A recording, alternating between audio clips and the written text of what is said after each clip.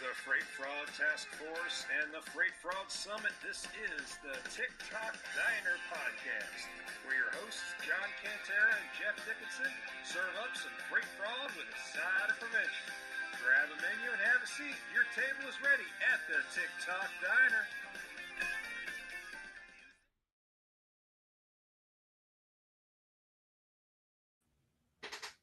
Hello, folks. Welcome to the TikTok Diner. I'm John Cantera, the Double Broker Bounty Hunter, and with me, as always, my co-host Jeff Dickinson. Jeff, how you doing today, sir?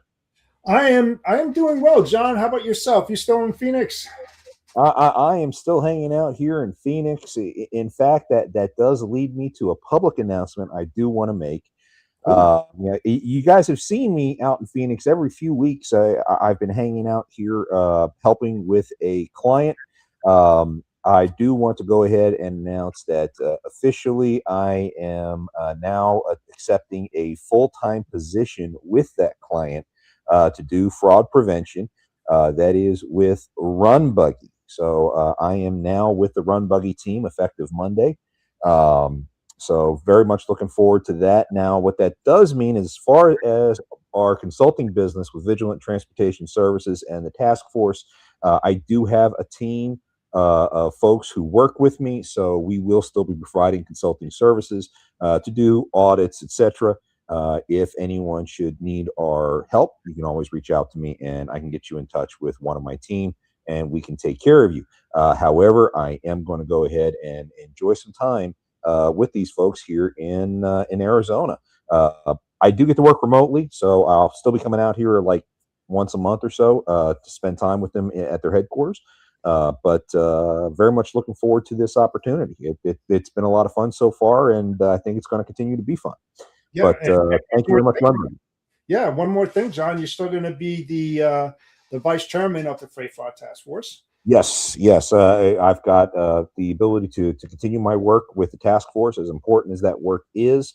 And thankfully, Run Buggy understands that it is in their best interest that I continue this work, because it keeps them on the cutting edge of any of the scams that we uncover and that we're working to defend against, because I can instantly implement defenses into their program very quickly. So very happy to do that, and very happy that Run Buggy has given me the freedom to be able to continue my work with the task force. So very glad to be here, and thank you very much, Run Buggy. I appreciate it. Yeah, that's great news, John, and I'm happy for you. Been waiting a long time to land something like this, and I mean, it's right up your alley too. Absolutely. I am officially done with dispatching, which is a damn good thing. Yeah, I'm not a foreigner, but I can still say I'm done with dispatching, because we got a lot to talk about when it comes to foreign dispatch services on today's show. Yes. Which does lead us into the news. Okay, yeah. News is brought to us through the Trucking News Hub. Check out truckingnewshub.com for all of your trucking news, and they got different sections on there for the different types of news that you do, and we do sponsor their freight fraud news. So be sure to check that out. And today's news bit is also part of our Task Force Minute.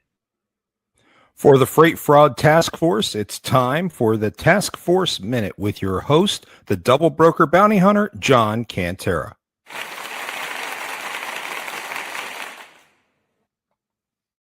Thank you. My public, they love me. Okay, so for your Task Force Minute, most of you are familiar with Delilah's Law. And Delilah's Law, which is House Resolution 5688, there it is up on the screen. Delilah's Law is out there trying to help deal with a lot of the fraud that's out there. It's named after a poor little girl who was killed in a trucking accident. But some of the important things that this law does, and we're going to talk a lot about it on today's show, is it's going to codify regulations regarding the non-domicile CDL stuff that's going on in this day and age. It's going to strengthen FMCSA's efforts in trying to curtail the CDL mills. It's also going to help strengthen enforcement of the ELP, or English Language Proficiency requirements that are out there. And most importantly, and this is one of the things I really want to hit hard on, it's going to ban foreign dispatch services. And I was talking to somebody earlier today about the banning of foreign dispatch services. Like, well, how in God's name can they enforce that? There's a 1-year grace period. And if a motor carrier is found using a foreign dispatch service, it is a $50,000 fine. I think that will finally shut down the foreign dispatch services. I think that's a pretty damn strong incentive. That, ladies and gentlemen, is your Task Force Minute. For the Freight Fraud Task Force, this has been another Task Force Minute. Please be sure to like and subscribe on all of our social media. Until next time, don't let scammers take you for a ride. Okay, so now that we got that out of the way, it's time to get to our guest. Now, many of you have been following this guy. He's fairly new on the scene, at least on my radar. And it's because of the Driver Legitimacy Summit that took place back in Atlanta about a month ago. Please welcome Philip Nenadov. Phil, welcome to the show. How are you doing today, sir? Thank you. Yep. Very much. Thank you very much for having me on, Jeff and John. I appreciate it. Exciting to be here. And you mentioned something, Jeff, just real quick. I'm always hesitant to update or correct someone, and I don't want to do this disrespectfully, but one of the things that I just want to make sure you mentioned that she was killed in a car crash, and that is incorrect. She was in an accident. She is alive. Just want you to know that. Forgive me. My bad. My bad. No, it's okay, because I'm actually going to be with her at Max. And I was like, maybe I heard something I didn't want to hear. So, oh, wow. Okay. It's one of those things that, we're in an environment right now that it's kind of all over the place. There's a thought out there. Whatever you feel is right, and that's not necessarily true when you talk about safety. That's not true when you talk about everything from the benefits we have living in our country, the right way to do things. And so this is both a personal passion for me as well as a safety issue. I'm all about those two issues. One is immigration. Now, this is not an immigration issue per se, because we're all immigrants to some point. This is a liability issue, and that really is colorblind. It's immigration blind. It's whatever. It's a fact of if something happens to you on the road, what is going to be your refuge and benefit in finding justice? So when I say that way, I'm going to cover a lot of information, but I'm going to try to break it down in a few things about my background here. So yeah, I'm new as of December. I am new in the realm of this whole issue, but I've been in the realm of driver legitimacy and verification for 18 years. And you see in the back of me, there's a Bradley tank. I am a Department of Defense contractor. I'm a systems trainer. I work with motor carriers and freight brokers that are looking to work with the Department of Defense. I'm the only one that does this. Was in here since 2006. And 2006. I want to make sure I get my dates. I'm not that old. But the fact is, what I do is I help people to understand how to find freight in the military system. And I'll tell you, it sounds pretty elementary, right? But if you have to put certain information in to see the freight, and I tell my clients, if Truck Stop or DAT had the same requirements for you to put information in to see the freight on the board, they would have 0 subscribers. They would have 0 users. And so it's a long story about how I got in there, and I won't bore you on the details on that. But the fact of the matter is, right around 2022, right after COVID. So a lot of stuff was happening. Typically, enrollment for the military was every 4 years, 6 years, 2 years. It was very inconsistent. So it was I had a client base, but basically you couldn't just get in. After COVID, that changed because there was a big shift in the market. It probably was a good idea to open it up for enrollment, but the problem is there's a lot of people that want to come in that aren't qualified. So there's and I'll be happy to, if you offline anytime, if anyone has any other questions, to go through that. But the requirements that they would go through the system is that to be a military contractors, you have to be a U.S. citizen. No green card holders, no naturalized, no, even some naturalized citizens can't go into certain areas. And you have to have no felonies and you have to speak English. Now, the felonies, obviously for the military, it's a national security issue. One of my clients is actually and he's in the top 25 carriers of top secret freight. And even though I don't have access to top secret freight, it's been fascinating to know a little bit about the process. And so it's a great opportunity. But there's a problem that I started building a solution on in 2022. So you get a broker that's in the system. There's about 700 companies. And to give you a scale of how many companies have gone through the system, there's then 17,000 companies that have gone through and failed. There's only about 700 companies that have made it through. Now, I don't want to say they failed because the turnover rate's very high. And I think the idea is, I can move military freight and I can just make a lot of money and I can do this and that. And you know what? You could. But I think tightening up the reins over the last 10 years has definitely given them more of an impression of we're going to be like market rate. Okay. But when broker would send in a driver, and I know Dale and a few others are talking about the 675 with the military issues. The 675 is where they have the trucks, but the brokers are going in, and this is different. This is the broker side, and they're sending drivers in, and they have the requirements. The drivers show up at the door, and they're not U.S. citizens. They've got a felony, and sometimes they got an open warrant. So they're between being rejected or arrested at the base. But the other thing that's really big in the system is double brokering.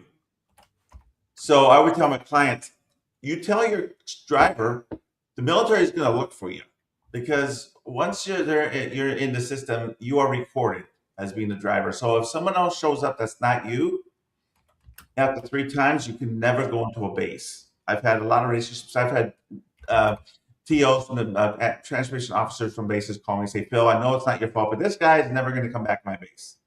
So the fact of the matter is, I was like, okay, wait a minute here.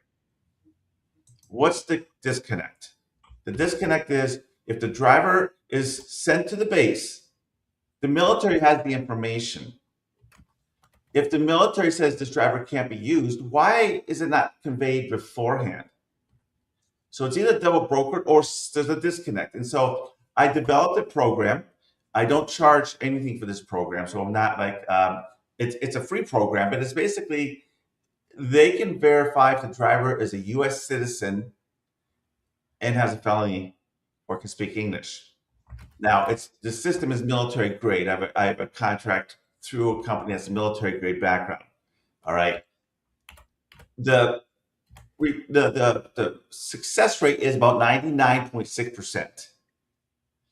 And the reason is because I can type up information and say, hey, this driver's good or not good. Well, I mean, I certainly understand the 0.4%. I know back when I was a motor carrier in 2019, I had a box truck load going to Dover Air Force Base in Delaware. And yeah, I'm originally from Delaware. I know Dover very well. I'm a former logistics officer in the Air Force, so I know base requirements very well. And the driver I sent has a clean record. He's a U.S. citizen. He was in his 60s, and everything was good. And I get a phone call from him saying they won't allow him on the base. I said, why not? I was like, I've got your record right here. You're clean. He's like, I don't know. And I was like, do you have an expunged record from when you were a kid? He said, well, yeah, possession. So 50 years before, he had a possession charge as a youthful indiscretion, and he still couldn't get on the base because even though it was expunged, it still came up in the background check when he tried to get on the base. I ended up having to fly from Georgia to Delaware to put that truck on the base for him. That sucked. It was horrible. But I also learned a very important lesson then. So when I was working as a dispatcher and there was ever a military load, I'd ask, do you have a youthful indiscretion that may have been blacked out or blocked, expunged, etc.? Yeah, okay. Well, we're not going to take this load, because I don't want to put you in this situation. And I've also had another guy. We were going on to Fort Stewart in Georgia to do a residential delivery, and my guy got a speeding ticket in his personal car 3 days prior. This was during COVID. And as soon as he pulled up to the gate, they ran it. They realized he had an active speeding ticket that wasn't resolved. He was taken into custody by base security and then turned over to the local police department. Yeah. Blew my mind. And that happens more than you would imagine. And what it does is it kind of does two things. You have someone that's not supposed to be coming to the base, up to the base, and that's a security issue. The other thing is that I've learned through this is that, my dad was an immigrant, okay, and I will preach this all day long. So when people say, well, these poor immigrants, my dad came over on the bottom of a ship from Eastern Europe. First thing he did was he learned English. He said, if I can count the money, I can speak the language. I'm not gonna disrespect my neighbor if I can't communicate with them. And I think the second thing is he said, I'm not going back to that country. This is my homeland. So the point being that what I really want to emphasize is that this country is made up of laws, and I know we hear this a lot about the laws, but we don't need to have gaps. If we have gaps, it doesn't make sense. You can have all the policies in place, but if you don't follow them, it doesn't matter. Now, let me get to the good part. So I put the system together. Basically, this is not a system to check MVRs. It's not a system to check safety scores. There's a lot of people out there and a lot of great systems. This is simply to verify if that driver can even take the load. So when I'm going to kind of share some information, this is about October. I saw Delilah's story. It was maybe a little bit before that. I was fascinated a little bit, but I'm also a former California resident, and I understand the politics of California. So when I said, oh man, there's no help, nothing. I mean, you are abandoning your citizen of the state. I can't tell you to this day, they don't get any money. They don't get any money for anything. So there's a lot of things that have happened. And that, as a matter of fact, and on a side note, I started a fundraiser for two people.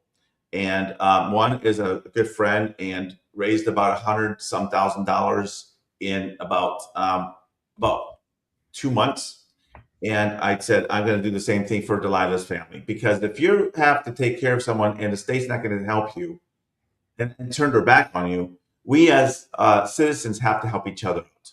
So for us to do that, and this is really the part of the initiative happened when I said there's got to be something that's got to be done. Okay, so then all these things happen. Florida, California, all these accidents happened, and I started a kind of a newsletter on LinkedIn, and it says, "Who's got your freight?" That was kind of the start of the thought. Well, wait a minute. Let's talk about this. Who has your freight? You're driving down the road, or you have a load on a truck that's being driven by a madman, or by someone that should be driving.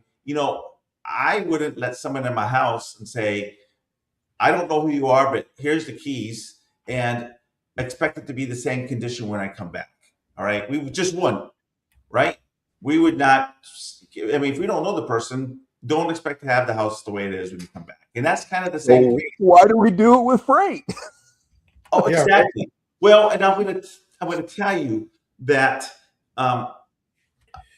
So Duffy said something.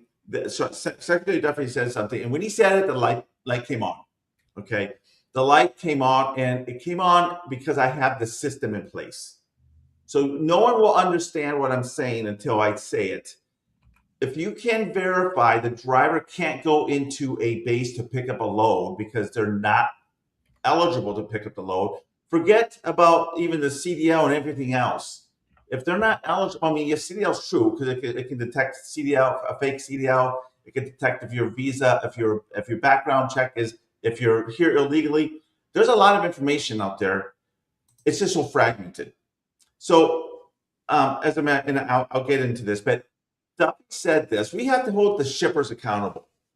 You might have remembered him saying that, and that was like the bell, the light came on. And I say this because we put a lot of emphasis on drivers. There's a lot of emphasis on it's the driver, it's the driver.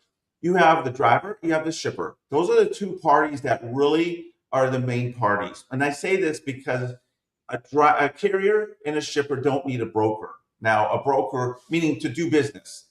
A broker is a convenience. It's an Expedia of freight. I can call all the airlines and spend 2 hours trying to get the best rate, or I can call Expedia. I can go to Expedia and find the best rate in 10 minutes. That's the key. So the broker is the middleman. And I ask people, so what part is the broker? Is he for the shipper or the carrier? And they're like, oh, it's one or the other. And it's not. The broker is independent. I am going to provide service, but if you got freight that the shipper, you damage the shipper's freight as the carrier, I'm out of it. You two meet. I'm out of it. And a lot of brokers, they insert themselves because they don't want to lose their customer, and suddenly they become party to the fact. If I get passionate, this is why. So I started to think about this, and suddenly, I came up. I have a military broker who said, "Hey, Phil, I've got a huge USDA customer that wants to use the system because when they get to the dock, they had 7 loads stolen in 1 month." And I'm like, 7 loads stolen in 1 month sounds to me like an inside job.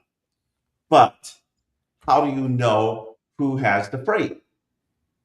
You don't, because it's like, okay, you can fake things.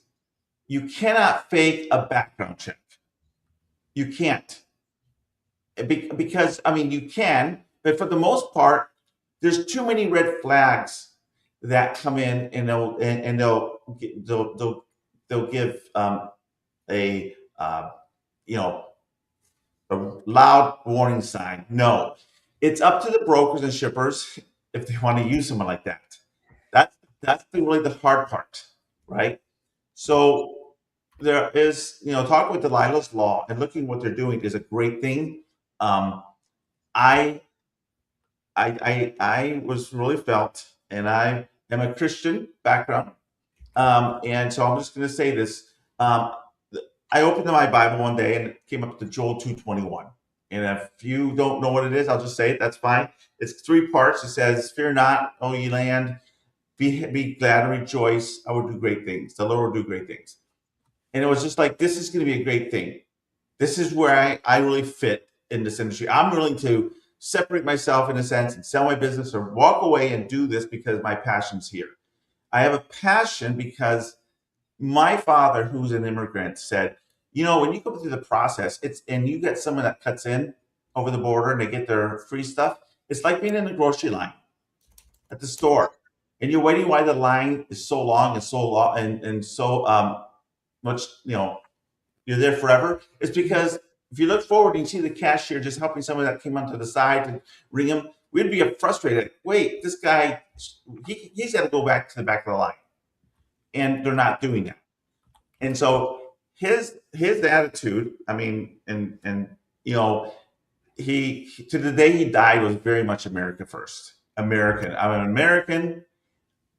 He would take in and talk to anyone, no matter their background, and that's how a true American is, right? But not everyone's like that. So we have this situation now where we have this bill that's coming out, and I want to make this a non-political issue because it's a safety issue, and it can be a non-bipartisan issue because there's too much of that at the top. I do have this huge concern about the passing of the bill. Not because of what's right, but what's the political agenda, and that's the biggest issue. So, the Delilah, and I've been following her story, and she was a main piece, the face of the summit. She had a big picture at the summit.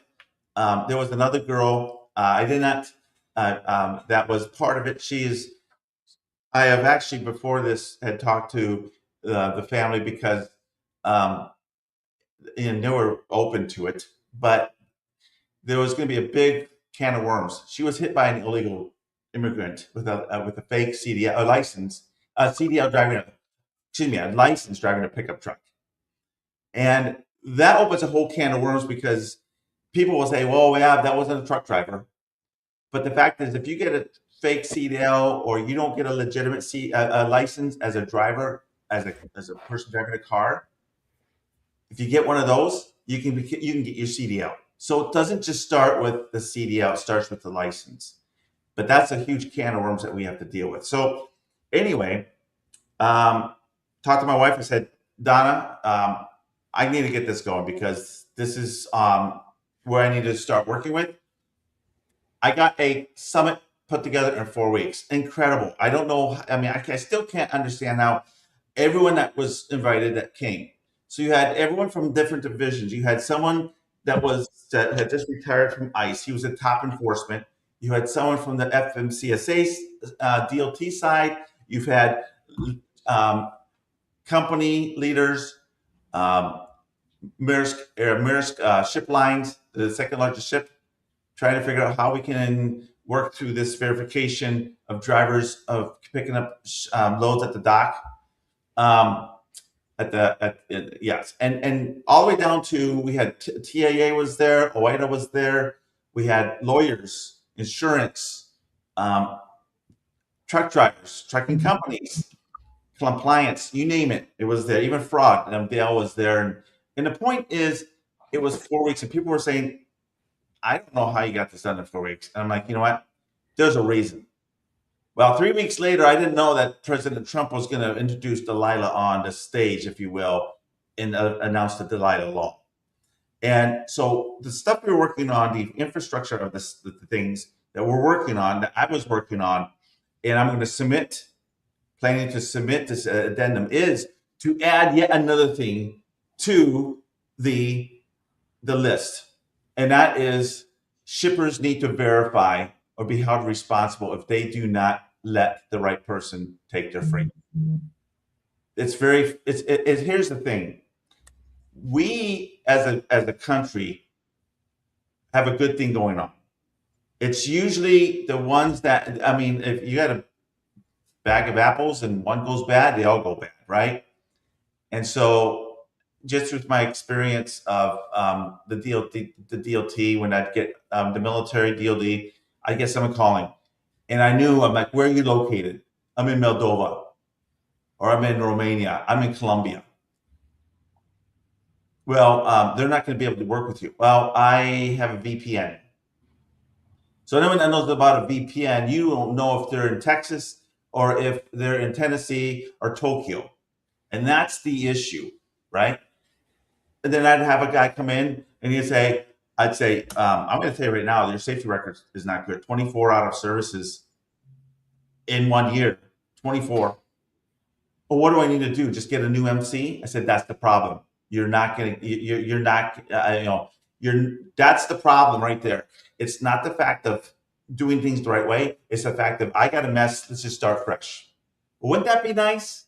Wouldn't that be nice as Americans? Hey, man, I got myself in debt. I got a car payment. I got a repo. Let's start fresh and get a new car. It doesn't work that way. There's consequences. So when I say this, and I'm going to Matt. Delilah's going to be with me on the Pro Talk stage. I'm going to be speaking in front of a lot of people, and she's going to be with me, and it's going to be the human touch, and I think that's important. And it's not about our drivers. I'm not here to. This is not about the drivers. We are here to support the drivers. This is going to help the drivers because knowing how I had a client that was an Indian, okay, a Sikh. I know how they work. They live in houses. There's a whole inner community network of hotels, liquor stores, restaurants, trucking companies. So when I hear about this, and I'm doing a lot of talking, so if you need to shut me up, that's fine. But please. I hear this thing from the Indian side saying, well, we're devastated. We're going to lose our houses and be homeless. I've never seen a homeless Indian. And I just say this because those people are workers, right? It's the point of, I don't think someone should keep their livelihood and still do something illegal. And that's the point that's being missed. If it's not legal, it's not right. So with Delilah, with the CDL issue, there's going to be we're going to have to still come together as an industry. I told my wife, this is something that we can't just sit and wait for the government to do, because the next administration might do something different. But we can do this from the inside, and I'm getting a lot of traction, and so let's kind of break this down a little bit. So you have Delilah, who was hit by a driver. Most people don't realize this, but the insurance company may or may not, most likely won't pay for any injuries or damages. Does that sound familiar? Are you familiar with that? Go ahead and clarify. What's that? Yeah, go ahead and clarify. So there's clauses that if the driver is not, if the driver is not listed on a policy, it doesn't have a legal CDL, they can exclude that can be an exclusion from them from paying a claim or paying for any damages. So that means that if you and I are driving down the road and one of the drivers, these community drivers or these drivers who don't have licenses or are not legitimate, if they hit us or kill us, there may not be any type of restitution or any type of help to get to make things whole. And hey, Phil, Yeah. Was this an independent driver or was this a corporation driver working for a specific company? So the in this particular situation, it was a chameleon company. It was not an independent owner operator, and I think ultimately that driver that injured Delilah permanently has just left the United States. Go figure that. They come here illegally, and now they're going to be in trouble, and they leave illegally without the justice, if you will, for Delilah. And that's not necessarily only his fault. I would say the government's responsible for that, and that starts from the leadership. But to your point, most of the drivers are going to be that have this issue are going to be smaller companies. 90 to 95% of carriers are under 100 trucks. Maybe something like that. So I'm not saying that you have the big box trucking companies per se don't have issues, because I'm sure that looking at some stats, there is a lot of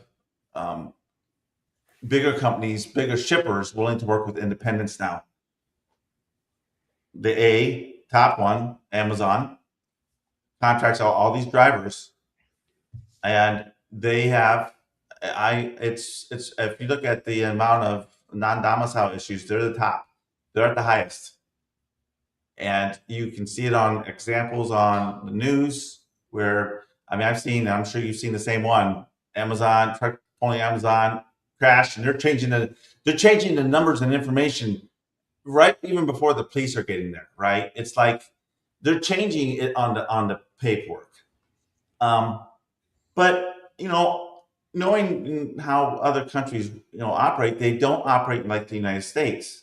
The laws are different, and the way that we're talking about English proficiency, I just came to the point of, gentlemen, everyone's talking about it on LinkedIn, on X, on all these things, and you're doing great. I'm not talking about you, but I think there's a lot of people like, we need to do something, and it's like over and over, and I'm like, I'm just going to do something. Let's just do something. Let's get it going. So I understand this roadblocks, and so there's two ways to tackle this. We can either go to the federal government or we can go to the states. The problem with going to states is you'll have some states that are going to say no because of their political ideology, and there's other states that are going to do it. It would be great to have it codified on the federal level. But I think with this here, with this English, with the CDLs, with the foreign dispatchers, I've never understood why you have to have a license as an insurance agent. You can go to jail. You can lose your license as an insurance agent, as a banker, as a real estate agent. You got to be United States, but trucking is different. But yet, no one considers this. If I stole money from the bank, or fraudulently took money from the bank, that's wire fraud. How many of these chameleon drivers who are taking money illegally through T-checks, com checks, wires, do you see in the news that are going to jail for wire fraud? So when you talk fraud, I mean, any fraud is considered wrong, right? Any fraud is theft. Some do it willingly, and some do it ignorantly. Well, I think so back in the CDLs, this guy didn't tell me I needed to have specifics. I just listened to him, right? Because I don't speak English anyway, so I don't even know the laws. I don't understand. That's still wrong. Then you have the other ones. I remember going down for a client.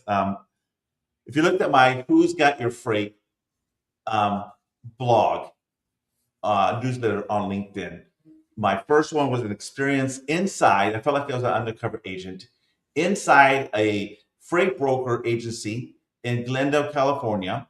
They were all Armenians. Okay, they were not going by the book. I told the owner of the broker, the freight brokerage, and it was a big one. I said, "Do you even know who these people are?"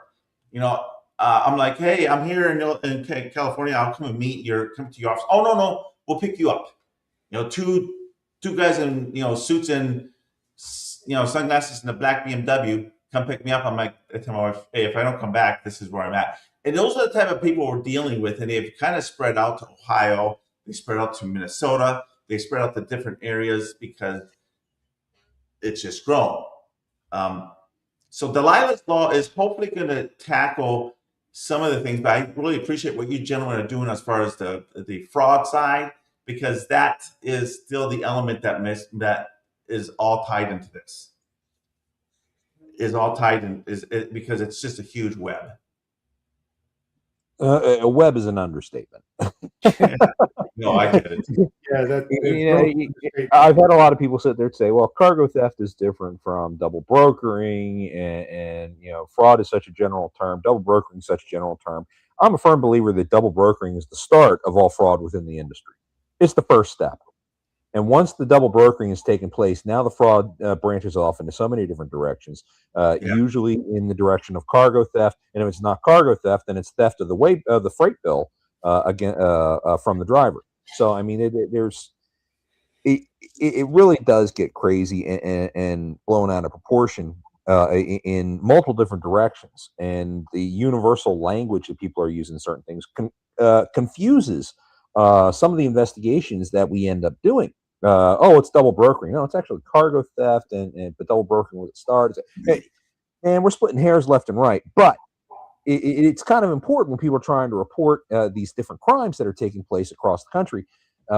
If you have a cargo theft, and I've had California Highway Patrol actually told me this, you can't sit there and call the police and say, "Hey, I think something got stolen." If there's any shadow of a doubt, all of a sudden they tuned out. It's over.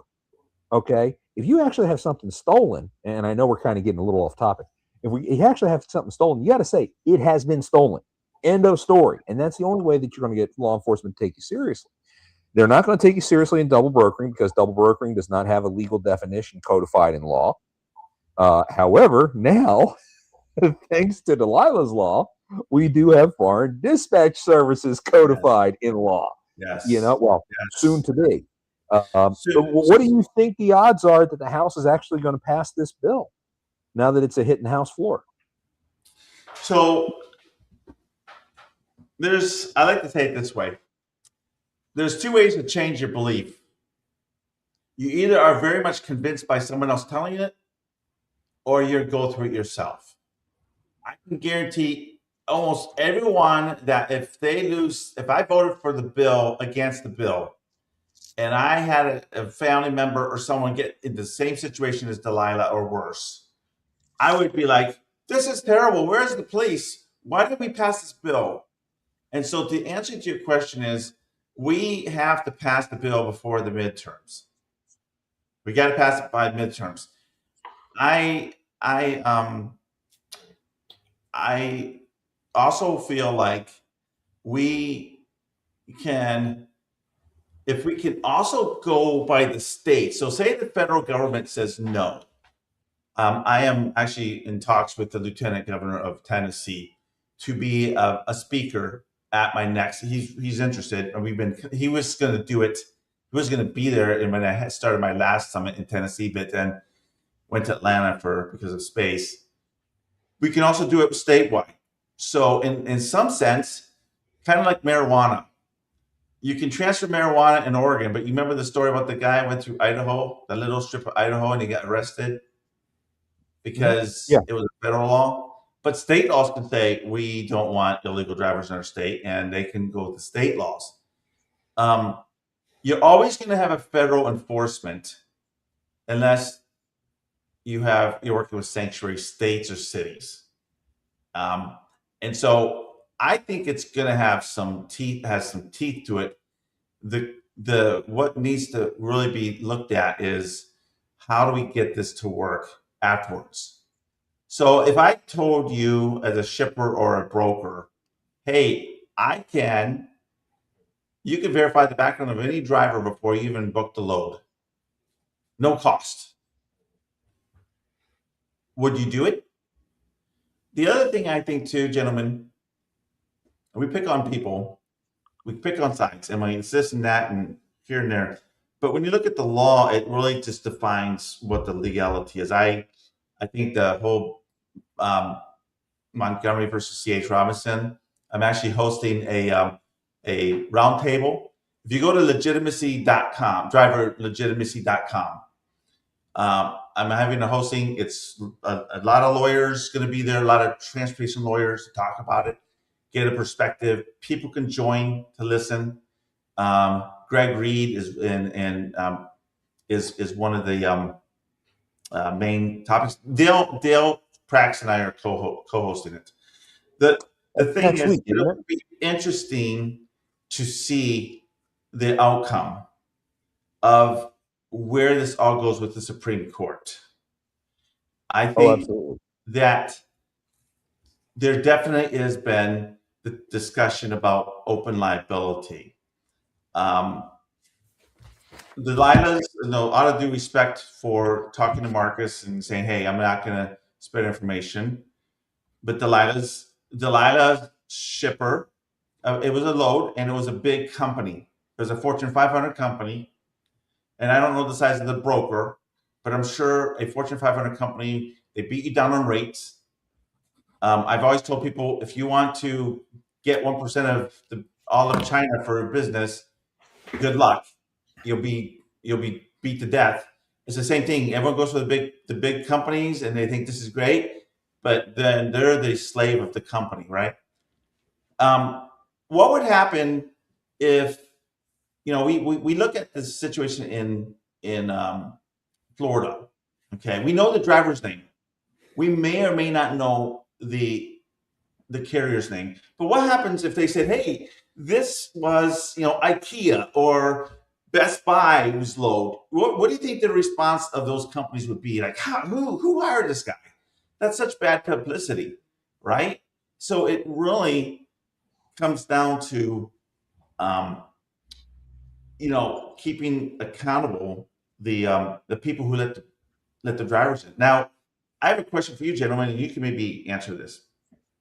Do you think, as a broker, if there was a responsibility, financial responsibility, to say, and this is where we're having a problem with this Supreme Court law, is basically if the driver's not going to be a legal driver, then you're on the hook. But do you think if I booked a load with a driver and it was determined that driver was an illegal driver who picked up, he got stopped by the states, and they said, okay, under FMCSA law, the broker gets a $25,000 fine. Sort of like this foreign dispatcher system. Do you think brokers would consider a different way of just, the cheapest guy wins? Because we know there's some brokers out there, and I won't name him who, but I'm sure we all know him. One has 10,000 loads a day. In every little city around me, you can find a load of the same company. They do not. Some of these companies just don't care. It's all about the dollar, right? Because it's like hedge funds. It's like, these nuclear verdicts. They're funded by hedge funds. Hey, we'll front the money. You get $80 million loss, legal. We get some money. It's just like buying a building and buying a business and chopping it down and selling it. Do you think that would change? And I'll answer that. So I'm a broker. I've been in the business since 1980, not as a broker, but as a enterprise shipper. Okay, so I'm going to answer 3 of your questions. You went back to about accountability, and you mentioned 2 out of the 3. You mentioned carriers and shippers, and that brokers were just the middleman. But the way I look at it is, everybody should be held accountable for their own actions in what they do. As far as financial, then the question is, then how good are vetting companies and the tools that are being used that say that carriers are okay, and brokers use that tool, which they really shouldn't, but a lot of them do, Phil, as the one-stop deal. Oh, this one said it's okay, I can use it. And I'll use a perfect example of this. And I'm kind of one of those guys that dig in, because I'm also one of very few that never faced freight fraud in 46 years. Okay, that's great. Okay, so here's a question for you. A friend of mine posted a video of a carrier that was going in the northbound lanes of the southbound thing. Okay. The name of the company was Cargo Transport, and they were trailering a trailer named Taylor. Okay. I'm familiar with that. All right. So I looked at the MC number. Okay. Because I slowed it down and I got a picture of it. I didn't just go to one vetting tool. I went to multiple vetting tools. And guess what those vetting tools said? The carrier was approved. Okay. Yeah. So now when you look into that, to answer your question, you tell me, right? If vetting tools are as good as they say, and I'm not against them, because I believe strongly that besides vetting tools, you have to have the human element involved. I agree. Things that tools don't do. And remember, tools are data gathering apparatuses, and data is garbage in and garbage out. Get go. It's a human that enters that data. That data is compiled, and then it's scraped, and then it's entered into these tools. So the human element could be wrong as well, and the data that's provided could be off, right? Could be off. In that case, how would you answer that question if the brokers should be held responsible and have a $25,000 fine? There has to be other steps. That's right. And I want to clarify something. Good question. And I don't want to come across as someone like, oh, it's this one. No, there are very legitimate brokers. And I think the key is, and I could be wrong, but I think the reason you don't have any freight fraud is because you have good relationship with your drivers. Would you say that's right? No, I have practical experience because when I started, I didn't have those apps. I didn't have those tools. I didn't have cell phones. Okay. The biggest problem in the industry is a lack of collaboration. Yeah, that's right. A lack of partnerships and relationships. It's a lack of standards, and I've had this this debate on it.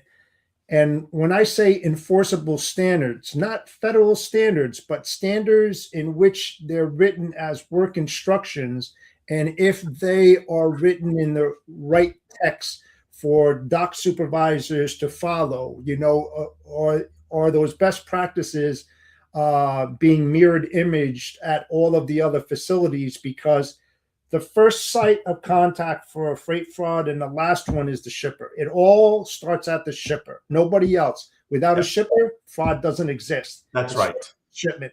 So 98% of brokers out there have never stepped in a warehouse, have never stepped into a DC. They don't know how the logistics operations and their mechanisms are intertwined with each other and how it clicks and moves throughout the day. Okay. So there's a lot of additional steps. And you talk about safety, and John knows exactly where I'm going with this, but there's a code FMCSA CFR 49 CFR 392.7, which is the mandated pre-trip inspections on every load that needs to be done. And then it goes to the 396.11, which is the DVIR, the Driver Vehicle Inspection Report. Shippers don't enforce that, being that they don't know if the guy has a ELP problem or a non-domicile problem. But this is the point of contact where you can ask those questions and see firsthand, or look at the transportation agreement under requirements and expectations, and are they clearly written in the transportation agreement when you first contract with the carriers, saying this is the way you're going to conduct business. You bang my dock, this is what I expect, this is what needs to be shown, right? Cab card, all this other kind of stuff is going to be looking at. So you won't eliminate fraud. You can minimize it with the right steps. So I do agree with you, John, Jeff. I'm sorry. I do agree with you. And I was going to, I didn't have the tools when I had my brokerage in 2006. Just like, things have changed over the days. And when I got into military freight, it changed. And so how I got into my position is I basically sold my company, and I had brokers and shippers, carriers saying, hey, get me in the military. And I started helping them and realizing there was no one training them. But you're right about that. It's kind of the same. Every time there is a system where an idea comes out, you're going to have copycats, and those copycats might or might not be good. But there's no connections. There's a gap. There's nothing that prevents someone. There's nothing that prevents. 100% prevention of fraud. We're always going to have it there. This background check really does a good job because it goes all the way to Interpol, the terrorist watch lists, DHS, all the registries, and background check, and then it looks for CDL mills, if your driver's license valid, if your residency is valid. Now, we know that this is a military, and I tell people this is a military standard. But it doesn't work the same way in the general freight, because not all shippers are going to say, well, we want no felonies, no whatsoever. So we realized that. So I created a general freight one. And it's like, I don't get paid by the shipper, broker, or carrier. They can determine if they move freight to the military, they take the military test. If they don't move freight for the military and they're like, I got a green card, they take the general test. Because, and the idea is, that this really doesn't have anything to do with trucking. This has a lot to do with trucking, but let me clarify. This has to be done before a load is even booked. Of course. This has to be done before the driver gets there, to the base. The driver gets there, because you can't. I mean, there's 97 federal courts, all the state, local court systems. It does everything. You mentioned, John, about the background of the gentleman you work with. It's incredible how mistakes that people make can really affect their lives, and it's not being taught in this day of age. Look, here's the deal: you're giving passes thinking everything's good, but when you get older and you want to get into business and you want to get your life together, you're going to come up for a rude awakening, because there's going to be things that you can't do because you have a felony background.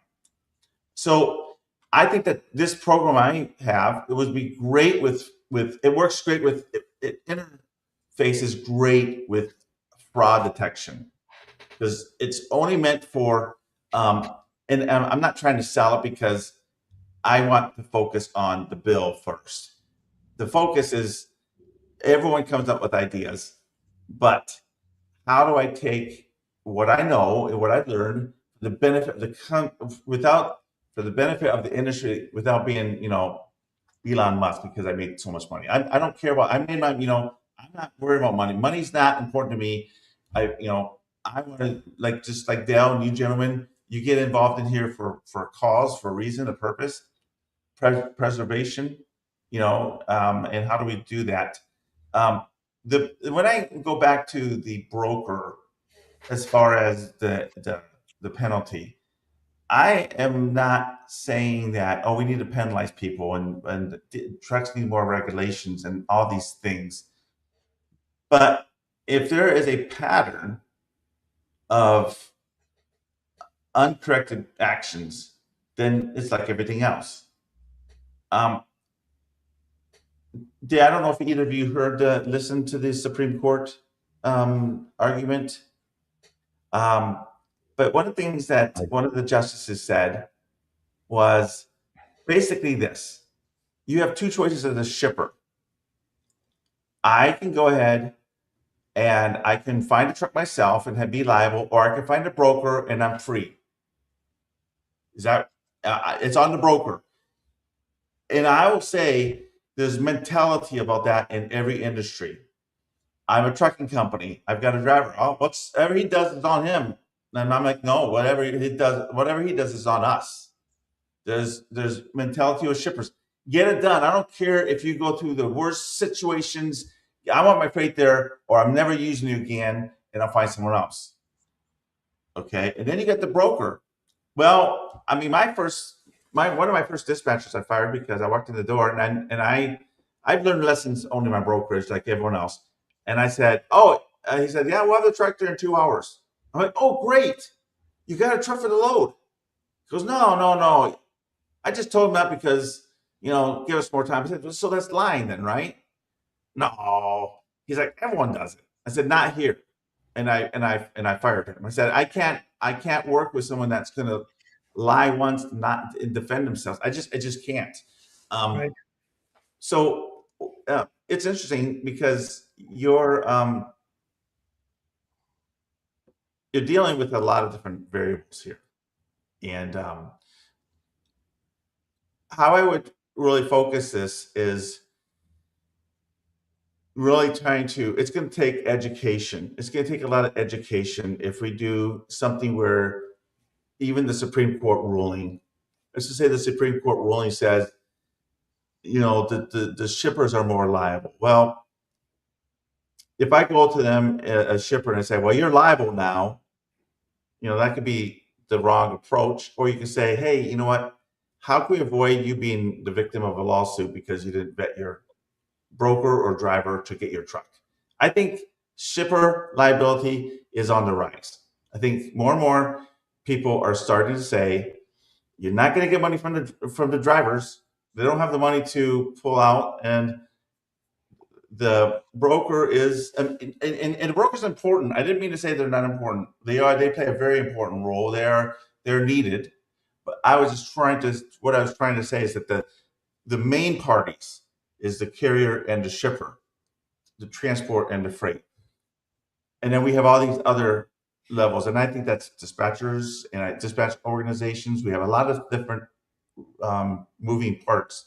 And so you bring a good question, is how do we, and from what I understood, and I could be wrong, how do we implement this change and not disrupt the whole industry? Well, on that side, the biggest question that I have, and to also go back about making decisions on what is wrong and whether a bill should be passed. Here's what I know. Everybody that's out there always has a reactive mindset, being that it will never happen to me until it does. And on a dime, they will change from a reactive to a proactive mindset. Why not start that proactivity now and get rid of that reactive mindset? Secondly, when you talk about accountability, and I learned this at a very young age in my 20s, because I've had good mentors and coach and very strong constructive disciplinarians would put me on my ass. Every load that you ship, your brand image and reputation is in that truck. When I was hired for like Ford Motor Company or Jaguar Cars or Panasonic in North America, I was hired to protect their brand image and reputation, as well as mine. Okay. I had to ensure and make sure that part of my responsibilities amongst everything else was the procurement side, and whether or not I was procuring the right carriers for the high risk, high value shipments that I was shipping. And I did. And when I say those relationships, we didn't really talk about business all the time. We talked about their personal lives. I got to know my drivers. They got to know me. They look forward to that. I took care of them. That's what's missing today. When you're building cages around your doors at the warehouse and not setting the standards and saying, okay, flip-flops are fine, or unshaven guys. I mean, the way I operated was, you're representing me, not just me as the logistics manager, but the company. And if you go to my vendor or my customer looking like crap, what does that say about me? It also tells me how you're going to handle my shipments, right? If you can't take care of yourself, how are you going to take care of my products in your truck? Yeah, I understand. And I have a friend that works for Expeditors, and he said that like with Chrysler, you pull up with a yellow box truck, you're not getting the freight. One of the old Penske's, and that is big. I mean, it's like, if we talk about these drivers that have items, the paper taped to the door, and it's like, what is the impression you're going to leave with your client, that you're willing to take their money but don't want to provide the service that comes with it? We sell ourselves on service as brokers. That's the thing, is that there's always going to be there's two conflicts. The shippers always want the cheapest. Brokers need to sell on service. When I would have my clients, they knew I took care of them. Now, does that mean it's just not a price issue?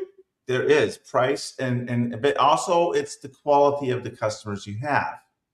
So I built relationships back in 2006 with my shippers, in a sense that you're going to get, and I think it's changed a lot with a lot of the technology and the way things, especially with a lot of the non-domicile drivers, is where it's, the driver has been like at the bottom of the barrel type of thing, paying, and they don't get paid as well, and that's difficult. But when you have someone that gets the $1 a mile, and that's like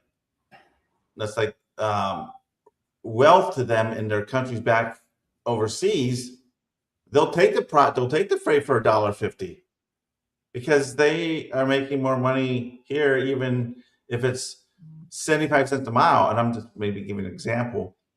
Living here, giving money back out of this area, out of the United States, than the owner operator or the driver who lives here and has got to pay the bills and everything else. I think that I'm going to make an off the record or an off the cuff. What's a prediction? I think you need to have. I think that once the non-domicile drivers are removed from the system, you should see a reduction in your insurance rates. And then I think if that doesn't happen, you look for insurance reform. Because the insurance companies do not do a background check on a driver. They just take their word. They'll insure a company. How can someone insure a company and not know that there's 40 trucks that says there's only really one? Or they insure people that are not legally able to be insured. I am, I could be wrong, and I'll be willing to admit if I'm wrong, but it's all about the money. Absolutely. I mean, that's another problem in listen, desperate people do desperate things in desperate times. I get it. It's been going on for the last 3 years. And the mindset right now, because of hard times, is profits over due diligence. I mean, it's a fact. It's a fact. People need to pay their bills, put food on their table. And if the right opportunity comes up, they'll bypass that to move the freight. Listen, I'll have people that's going to like me and hate me. I don't care. All right. I've been doing this for a very long time, and I tell it the way that it is because I've seen it. And people like to cut corners. It's unfortunate, but I was raised differently, and I do things a lot different than other people. But that's because I am who I am. And if you had the proper training and the work instructions, you would have better processes in the way that you vet. Besides tools, human element, I think there should be requirements that brokers should at least have worked in a warehouse and understand operations before they get into that role. It's not just come out of college and be thrown into a seat and not really know what they're doing. Again, some of them don't make money for 6, 8, 9 months, and they're doing the quotas and all of this, and they get frustrated. And so they start doing things a little illegal, if you will. There's a lot of things that are happening out there that need to be changed. So let me ask you this question, Jeff. Your expertise in trucking, training is important. A lot of the work ethics have changed over time. Do you think? What's your thoughts about if there was a requirement that the driver has to work X amount of years intrastate before they can get their out-of-state license? So that's a great question. I first of all, did they get their CDL from a certified training, whatever that trained them well, that's certified by the government or whatever, like they went in there and did deep investigations or whatever. I mean, here's the thing too, all right, which drives me nuts, and it should be part of what you're doing as well. There's 3 tests on a CDL license. What's the number 1 test, Phil? The number 1 test is I've never had a CDL, but from what I understand, so you're going to put me on test. There's the book test, the inspection test, and the drive test. Is that correct? Right. The number 1 test is the pre-trip inspection. Pre-trip. And guess what? I'll give you a B on that, Phil. I'll give you a B on that. Good job. I mean, you're talking about driver legitimacy. Okay. That's right. And this is a huge problem. Yeah. That test is not a one and done to get your license. That's right. And then never do it again. Right? There's mandatory requirements. And I heard it, and it's very frustrating to me because I've been in the industry for a long time. A lot of drivers say they don't get paid to do it. No, that's part of your responsibility. That's part of your certification. If you do the test, all right, you do the job as listed. Those 3 items that you mentioned, especially number 1, okay? Pre-test. 21.6% of the 5 million trucks that are on the road are OOS, out of service. Okay? Yeah. That is scary because that means 1 in 5 semis that you pass on the road has the high likelihood of killing you, taking out your family. There's something wrong with that, okay? And a lot of that has to do with inspections and doing the right thing according to law in every state that you get your CDL license. And you need to put, if part of driver legitimacy is pushing that and making sure that that happens. And if they don't do it, that's a huge thing, like shippers, right?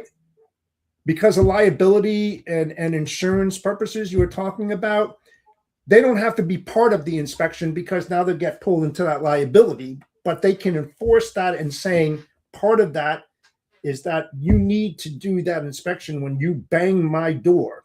All right, give me a copy of that inspection. It's only 8. I've done it. I wasn't a truck driver, but my dock supervisor and me, I like to know a little about a whole hell of a lot of things. And to walk around that vehicle and do a pre-trip inspections could be about 15 minutes. It's really not that difficult. You're not tearing down an engine. You're not doing all this time. It's that visual thing that you can do. And while you're doing that, or while you talk to the driver, you don't have to be with the driver. You just got to get that so you can put it on a record, just like a hazmat. Okay. And you got the SDS and you give those documents. You have to take those documents and you put them in a file like ISO, ISO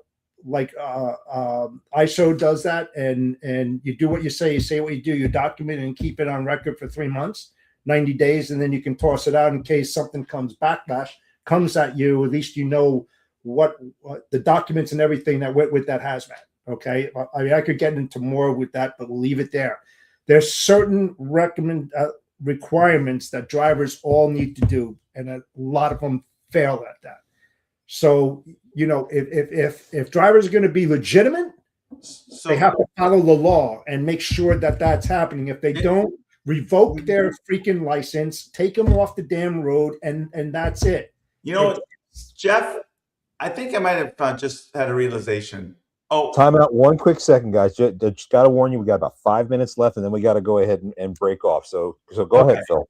Sorry about that. I'll just do this realization because I'm taking this driver legitimacy, and it's kind of maybe being open to me. I've really focused this on towards the immigrations and the immigrant and the illegal license and whatnot. But from what I'm hearing from you, and maybe this is why there's such a lot of passion about it, is that there is more to this driver legitimacy than that. And that was my primary focus. And that is the driver legitimacy, just even as American citizens, just even as everyone that's on the road, is what I'm hearing you say that. So I'm not usually on any podcast, so there might be a viral moment there. Hey, Phil finally got his ears opened. But that's interesting you say that, because that is all part of it. And maybe that's a future discussion we can have, because there's definitely a lot of people that come in that really shouldn't be in the industry. I just remember the old DeVry University commercial in California. It'd be like, I got my certificate in 6 weeks. And it's like, there was a cartoon. I got my pilot's license as a 747 in 6 months. Sad as that is, that's true. But here's the point. You bring up a good point. You get, but it starts also, like, you look at these CDL trainers. Like these schools. They go, get done in 2 or 3 days.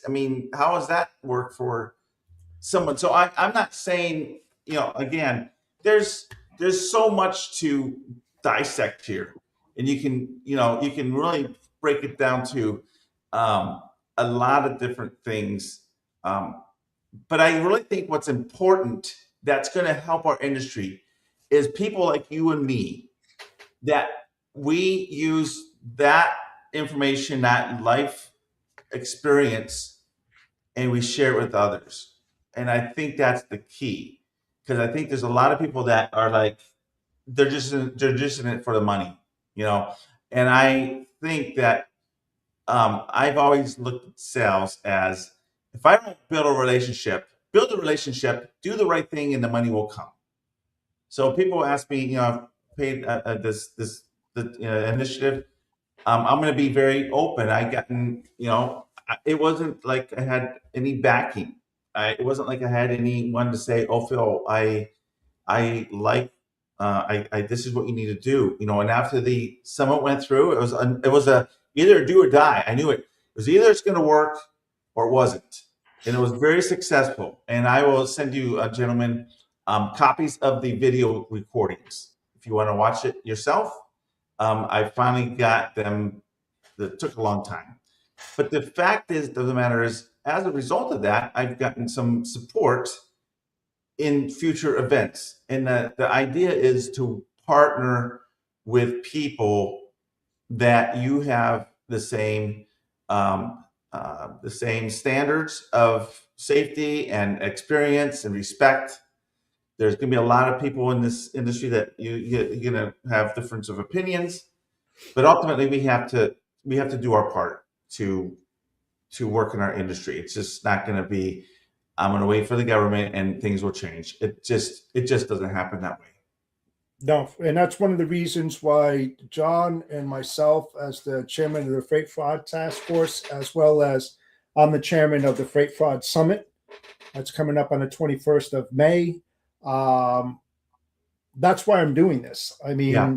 you know, and I'm going to be the Grand Knight of the Knights of Columbus in June, you know, so my honesty, integrity is first and foremost in everything that I do. I tell it through the heart, and whether people want to believe it or not, that's fine with me, you know, because it's based on experience, and I know a little about a whole hell of a lot of things. And if I said it, I did it. You know, it's not like I'm just assuming that's what happened. I did it. So there's a lot of variables in why I do the things that I see, and I see gaps. I see loopholes in a lot of things that people post out there that open up the doors for criminals to infiltrate what we're trying to prevent, because they're sharing too much information. We can't do that. I mean, I see that. I mean, we're drawing roadmaps. And creating those loopholes that they can just jump headfirst through. And we got to stop doing that. We can talk about our achievements, but not how it's done, you know, and that's how we're going to move forward. And that's why, you know, my partner, one of my partners for the Freight Fraud Summit is a very well-known transportation attorney. And the other one is the fourth largest insurance company, commercial insurance company in the country, at $2.8 billion, which is USI Insurance Services. They're both my partners on this, and they're both partners, advisors to the Freight Fraud the task force as well. I do things different, because what non-ethical broker would do an unprecedented partnership with a lawyer and insurance company? No, I understand. I appreciate it. And thank you very much for having me on. It's been an honor and privilege. And I'd love to come. You know, I know that I talked to both of you here and there through LinkedIn.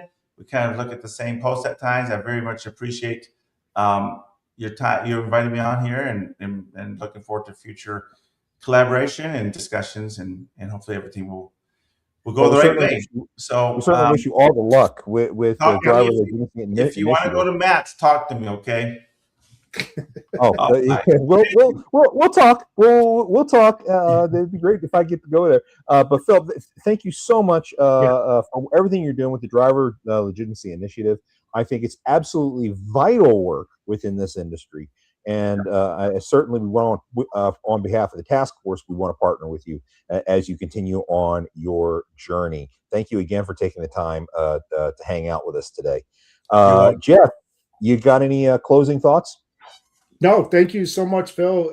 Nice to know you. Great conversation. I'm sure we're going to chat a little bit more because I'd like you to learn a little bit more about what we're doing here at the task force. Absolutely. And John and I would like to know a little bit more about what you're doing. I know a little bit about it. But I think that, if we combine efforts and brainstorm, it's about unifying a fragmented industry. And that's what John and I are attempting to do. We will do. That's our goal. And we'll keep on pressing forward, and hopefully you'll go for a ride with us. Sounds good. Hey, I appreciate that. And yeah, thank you very much. Thanks for inviting me. Talk soon. Well, folks, next week we are going to be talking about collections and bond companies. That's going to be good. We're going to have Jen Cressman, Jenny in a Bottle, as most of you know her. She does work with the task force a lot, doing investigations and collections. She will be joining us, talking to us about some commonalities that she's figured out in some of the cases that she's been working with her company, FRS Collects. And it should be quite interesting. Be sure to check that out. Ladies and gentlemen, your check is on the table. Please be sure to tip out your server, and we will be happy to see you again next week on the TikTok Diner. Take care, folks.